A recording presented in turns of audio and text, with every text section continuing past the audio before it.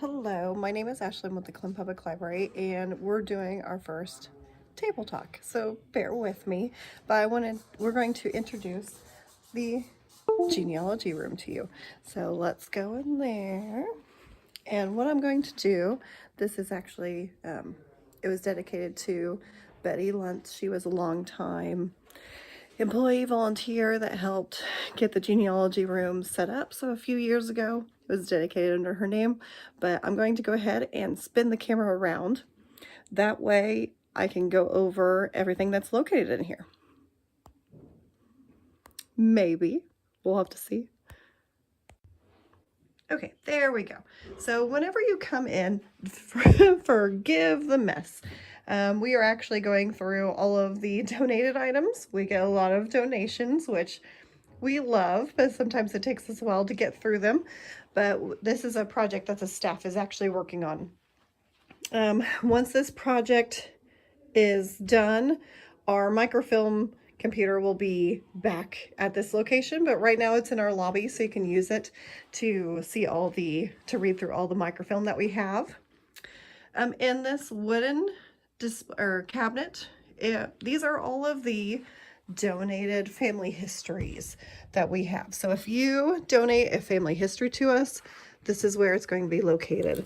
Some are lovely bound books where they've done all the research. There's family stories, photographs, and some are just donated as binders.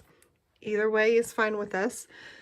I mean, they're a donation. We can't have any stipulations. But if you are coming in looking for possibly your family history, we can go through and see if it's in here. We are going through. Oh, here, I'm just going to leave that out. Not even struggle with it. We're actually going through and labeling all of them. So once we go through and label everything, they'll be in alphabetical order. So, we have genealogy, family histories, and then it will be the family's last name. So you can see how some of them we have finished, but we do not. It's one of the projects that's going on for many years. But when they're all relabeled, they will be in, here, let's open up this. They will be in alphabetical order. So if you want to call us and say, hey, I'm interested in my family history, can you see if that family is back in their genealogy room? We can definitely take a gander. And then some of these we have digitized. That's what the orange is, where we can send you a digital copy.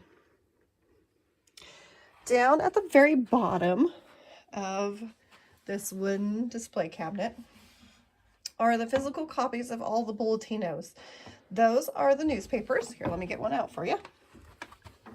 Maybe if I can fit back here. All right. So the bulletino, hopefully I'm saying that correctly. That's what I've always heard. These are the newspapers that are produced every year for the Little Italy Festival that we have in our town. I believe we have a physical copy of all of them. They have been digitized, so if you are maybe out of town, you grew up here, but you want to see, the 1960 copy of the Bulletino, just send us an email and we can send you a link to the PDF.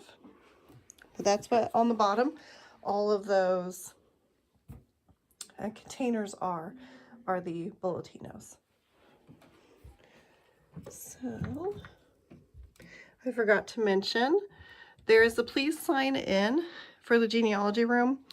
That's just so we can tell the state, hey, look how often our genealogy room is being used. Kind of a way to brag. We have to report certain stats. It's not that we're trying to collect your information or anything like that. But if you can stop in, if you want to visit this room, stop in at the front desk and we'll have you sign in. On the other cabinet, so let me back up here. So we have family local histories. Down at the very bottom, the Bulletinos for Little Italy Festival. And this whole cabinet are the files, yearbooks for the local schools. So you can see right on the door all the schools that we have the information for. Some of the yearbooks are in such a condition that we have them stored in our storage room because they're just brittle. We don't want a lot of people handling them. So if you find a year that you would like to view but it's not in this cabinet, please come ask one of the staff members, because we have digital copies of all the yearbooks, so we can set you up with a computer to look through them, because they just might be in a condition where we don't want a lot of people handling. I believe our earliest yearbook for the Clinton High School, I want to say, here, let's see what we have. It's like 1910 or something like that. Well, that's information I can send you. But each of the yearbooks, they actually have, that's just section for school, and then what school it is and the year. So we do have like Cayuga High School. We have when it was Clinton High School versus when it was transferred over to South Vermilion. We do have some Riverton Park. And like I said, on the front, we have like, yeah, Bono, Dana, Hazel Bluff, Lyford. So we do have some. It's not a complete collection of all of these, but some of the schools, they have actually donated pictures, maybe the school newspapers. So we have something from those schools. A lot of these records are from Sacred Heart. So if you're interested in that, see, we have the Lyford school pictures. And if we get anything donated that is also for the Lyford or Sacred Heart or anything like that, we add it to this collection. So if you are at home and you have some old yearbooks from schools that are in Vermilion County,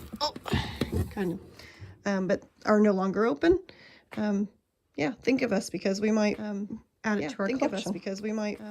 Like I said, all of these have been digitized. We do have a copy in the cabinet where you can come in and view, but then we also have some other copies. If we have additional copies, we have them in storage.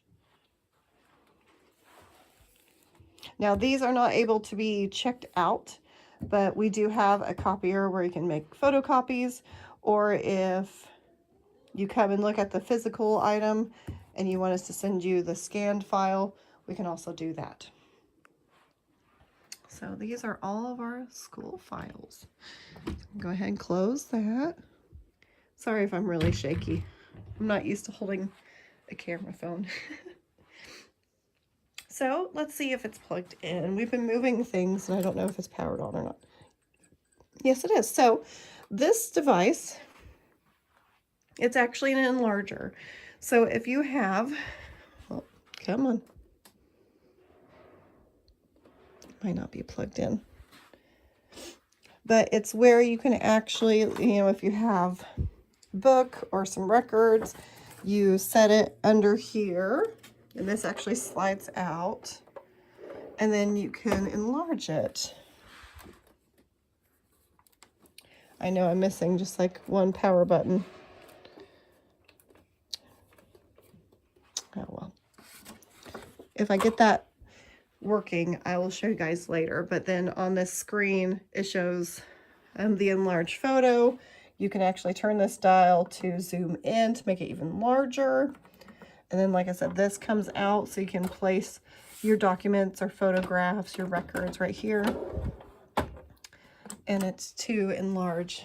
Some of these, like the maps that we have on the wall, some of the print is very small, and sometimes you just need that extra kind of enlargement. These are kind of freebies. So if you come in here and you're starting your research, these are newsletters and magazines, things that are sent to the library. And they are, if something interests you, you're more than welcome to take these magazines. And then we also have some brochures.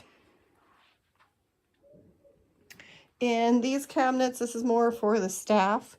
These are either different displays or original files that have been copied Let me move this.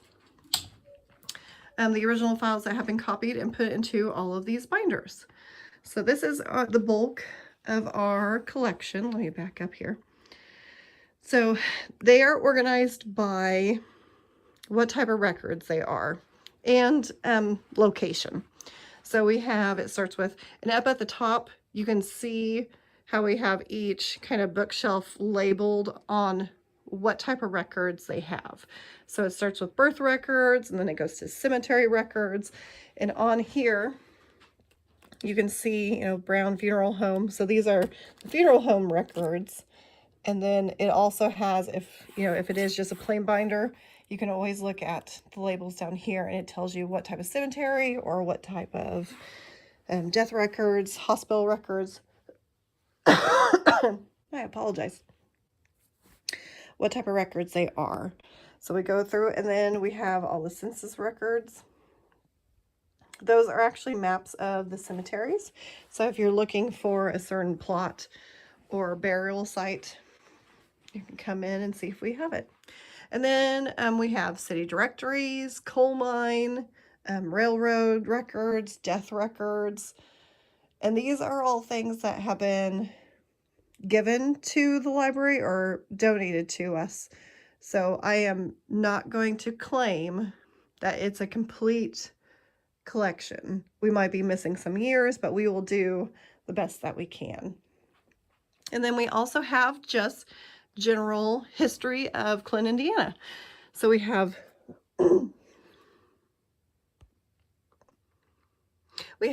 like city ordinances, we have photographs, different cookbooks that are made that were published by different church groups or organizations. We have aerial photographs that someone has went up into an airplane and taken Clinton photos of different businesses, the history.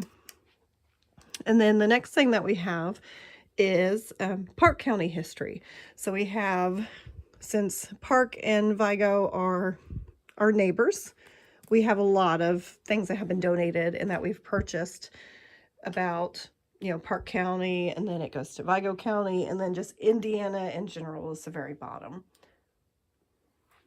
And then in the back, we have immigration records. We have information about major events. So we have like major murders. John Dillinger was actually in this area a lot. It surprised me too. The Citizen State Bank robbery. We have information, articles, court records, things like that. Orville and Majors. We have different large major crime events. And then we just have resources to trace all of your genealogy back. So we also have marriage and veterans records. So a lot of DAR, the Daughters American Revolution records. If you are, like I said, these are just how to kind of research your history or military records, kind of like a guide if you don't know where to start. Okay, on the other side, so these are more published Indiana biographies or general research books, resources, different things like that. Some of these, I will say most of these, we have a second copy up in our nonfiction collection, so you can actually check them out. Some of these older biographies were originally located in our nonfiction collection, and we've moved them into the local history just so, you know, we can hold on to that information. But the book is in just poor condition that we didn't want it to circulate anymore. At the very bottom, if you are interested in the history of the Clinton Public Library, we have, well, they're kind of like scrapbooks. I'm not going to say that they're research papers or anything like that, but they're scrapbooks. So let's look, let's go back here. So in these scrapbooks, it has like maybe our newsletters, when, I'll try to get where there's not a glare, I apologize. Different group photos outside the library. A lot of pictures from, like this one said, it was from the summer reading program in 1951. A lot of classroom photos. I was taken on the steps when the library had the front staircase. But we have these scrapbooks. I think pretty close. I think the early years that we have, let's see, the early years, 1908 to 1965. So this will be a lot of just articles and maybe newspaper stats sheets that we had to turn in right when the library opened. 1908 would have been when they were getting the money from Carnegie and breaking grounds, building the library, and then we officially opened up our doors in 1911.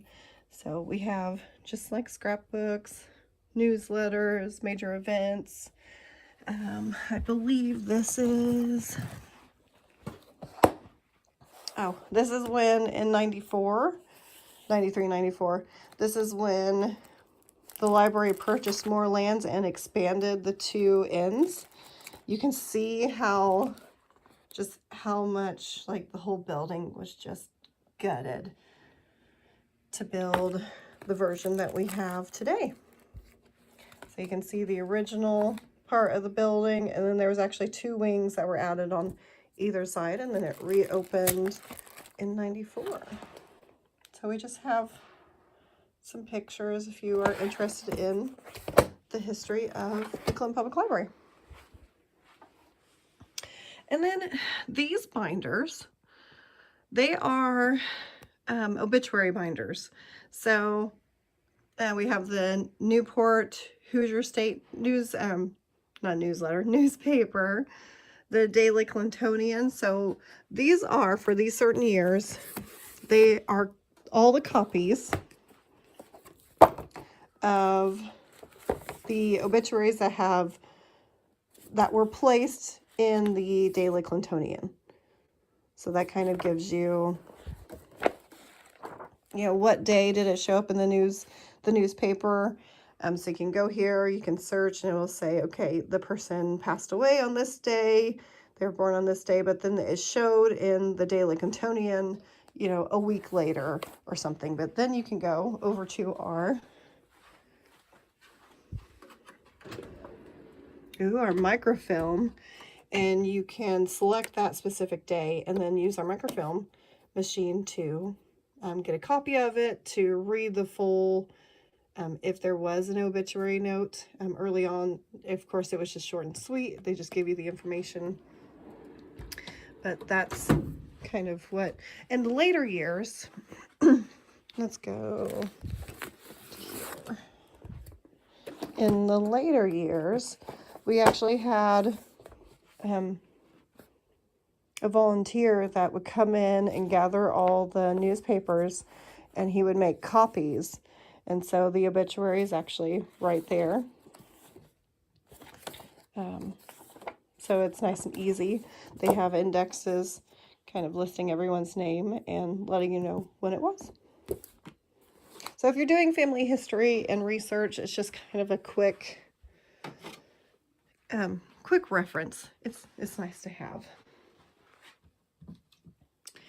This was one of our, I say one because we had multiple, but this is the only one that's left in the building. This is one of our original card catalogs. So before the digital age, when you would come in and you would want to check out a book, you would have to figure out where it was located. So you went through, and these would have the Dewey Decimal, you know, like the zeros are for technology. It would have 900s as like biography, local Indian history. So you would go and you would pull out and you would browse. This is how you would browse. You'd be like, oh, well, that book looks really interesting. And you would take that and it would tell you where it was located in the library. So, card catalog. Nowadays, we have what we call an OPAC, which is an online patron kind of card catalog where you can search, you know, I want Harry Potter, or I want Stephen King, I want mysteries or local, you know, true crime, and we do it all on a website. Well, before the internet was invented, we had the card catalog. It even has these trays where, you know, if you had to have your notebook and you would write down multiple titles, you can go and search for them. But we wanted to hold on to these because, one, they're extremely interesting. I love the look of them. They're very iconic. I mean, in a library setting, it's you know, what belongs in the library in my mind. But what we have in here, we have actually obituary cards. On the side, it says 1901 to 1983. So now, instead of talking about books, we have written the person's name, their age, date of birth, and then when they passed. And DC means, DC means daily Clintonian. So it actually shows you when it appeared in the daily Clintonian. We have them labeled by the person's last name, so they're in alphabetical order. But you can go through, and that's just another way of kind of narrowing it down which microfilm that you would need to grab to be able to view the obituary. And of course, here, let me move this. We have different pictures that have been donated to us over the years. This is one of Clinton High School's football teams that was using our stairs for a photograph. We have what, back in, I believe this was a postcard from 1915, but it kind of shows you the original Clinton Public Library when it first opened. And we were a Carnegie library. That just means Andrew Carnegie donated money to our community to open up a library. Okay, there are the items that have been donated to us. Someone actually made kind of a model of the Clinton Public Library. So of course we had to hold on to that. But that's kind of an overview of the local history room. This is, oh, I guess I skipped over this. Some might know what this machine is, but this is kind of an older style microfilm reader where you would put the microfilm roll in there. You can pull this out and push it forward. We do not use, I mean, I still have it, but we don't, it's not plugged in or anything. We don't use it because we use the computer version, which is out in the lobby. We'll go and look at that next. I guess I should, for those who do not know what a microfilm is. Okay, so they are located in these boxes in this big cabinet in the back of the local history room. So let's go ahead and open up one of these. I don't know if I can do it with one hand. Okay, there we go. So we would send off, or the newspaper would send it off, copies of the newspaper. And a company would scan them and put them on a film. That is what a microfilm is. Well, hopefully this one doesn't have too long of a... Oh my goodness, it does. There we go. So if you can see on there, I don't know if you'll be able to tell or not, but those are actually like negatives, film version of the newspaper. So what this does when I talk about putting the microfilm on the computer, you load this microfilm onto the microfilm reader. Excuse me. And it actually enlarges it and allows you to view the information, the newspaper that's on there.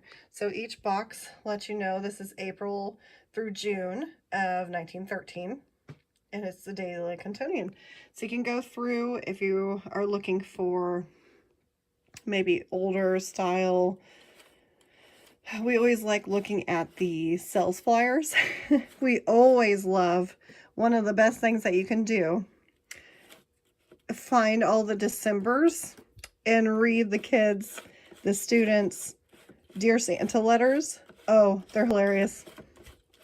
We make a lot of local history videos here at the Clinton Public Library where our staff shares some information about local history. We either find a certain topic to focus on, or sometimes we just pick a day and we read the newspaper and we share the interesting stories that we have from that newspaper. So it might cover, you know, major accident that happened, the bridge collapse, a new business opening. But yeah, and check those out. Those are on our YouTube channel. And it's a lot of really good information. So again, this is our local history room. I will apologize for my camera skills. And like I said, some of these items, we have multiple copies. So we have a copy in here that will stay here. It won't leave the building. But then if we have an extra copy, we put it upstairs so you guys can actually check it out and take it home and read it. Okay, so if you guys have any questions, you know, we're going to be putting up kind of, not redecorating, but some of our items that have been donated, we need to reframe because we just need to, you know, just some maintenance. But if you have any items that you would like to donate to the Clinton Public Library, just bring it into the front desk as you walk into the building.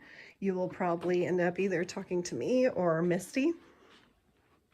And because we go through and we try to catalog the things, like I said, right now we're going through, we've gotten some major donations in lately, and yeah, we just go through and we try to catalog it. We have all kinds of stuff. So I hope that you stop by. If you have any genealogy questions about your family, or you're looking for a certain article or information, send it our way. Send us an email. You can go to our website. We have some questionnaires they can fill, or we have a contact email right on the front page. Just send us and say, hey, I'm looking for my great-grandmother's obituary because we're just curious on what it says, or we're trying to figure out their family tree. And you can, we'll do the research and get back with you as soon as we can. Another thing that I want to bring up, all the computers in the Clinton Public Library have access to Ancestry.com. It's the library version, which is the America and the European databases. So if you are interested in using Ancestry.com for free, just stop in. You have to use it in our building. But yeah, you can come in and use that. Here, we're going to walk out. And I'm going to show you currently,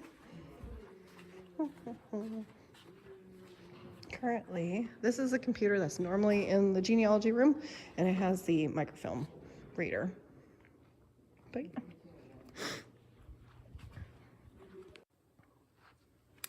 yeah, if you have any other questions, or if maybe